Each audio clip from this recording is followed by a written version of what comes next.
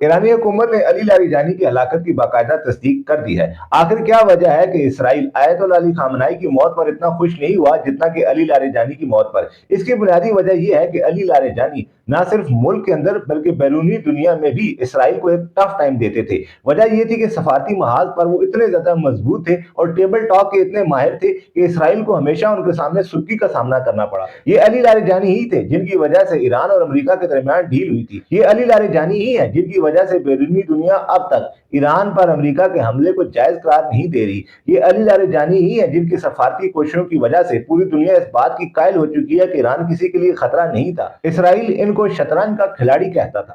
और मुल्क के अंदर सूरत हाल ये थी कि अली लारीजानी जनरल सेक्रेटरी थे ईरान की मुसल्लह अफवाज के, बसीज मलेशिया के, ईरानी पासदाराने इनकलाब के, आयतुल्लाह अली खामनाई के और सुप्रीम काउंसिल के। उनके कहे हुए अल्फाज को हरफ आखिर तस्वर किया जाता था और उनका असर रसूख न सिर्फ मुल्क के अंदर बल्कि बैरूनी दुनिया के अंदर भी था। यही वजह है कि जब अली लारीजानी की हलाकत हुई तो उनके साथ तीन अहम शख्सियात, जिनमें निजी मलेशिया बसीज के कमांडर गुलाम रजा सुलेमानी, इसके साथ अली लारीजानी के बेटे मुर्तजा लारीजानी और डिप्टी सेक्रेटरी जनरल अली रजा बयाद भी हलाक हो गए, मगर उनका जिक्र कुछ देर के लिए पस पर्दा चला गया। इसराइल ने यहां तक कहा है कि ईरानी अवाम अब जश्न नौरोज मनाए, यानी कि उनकी हलाकत को वो एक जश्न का नाम दे रहे हैं। मगर अब इसराइल ने जो अली लारीजानी को हिट लिस्ट पर रखा हुआ था उसकी वजह ये नहीं थी कि बैरूनी दुनिया के अंदर उसका असर रसूख था या ईरान के अंदर वो नायब थे। इसकी वजह यह थी कि कुछ अर्सा पहले जो शोरश बर्पा हुई उसके अंदर इसराइल ने लाखों डॉलर लगाए थे और मुल्क के अंदर ऐसे लोग पैदा कर दिए थे कि जो कि मौजूदा हुकूमत के खात्मे के बाद ईरान को लीड कर सकते हैं। सरकारी तौर पर ईरान ने यह कहा था कि 3000 से ज्यादा अफराद को मौत के घाट उतारा गया है,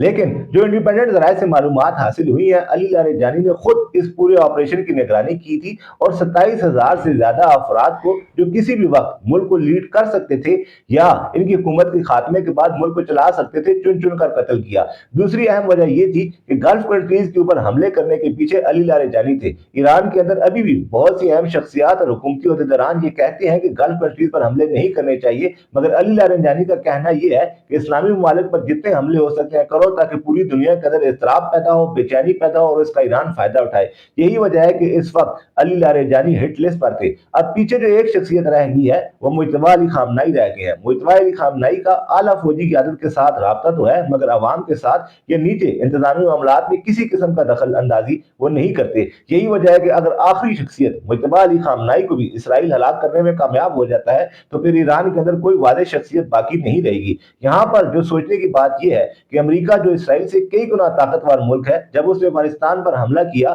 तो अफगान की आला क़यादत को निशाना नहीं बना सका, मगर उसके मुकाबले में ईरान जो एक नज़म और मजबूत मुल्क है, वहां की तमाम आला शख्सियात इसराइल और अमेरिका के निशाने पर आ चुकी हैं।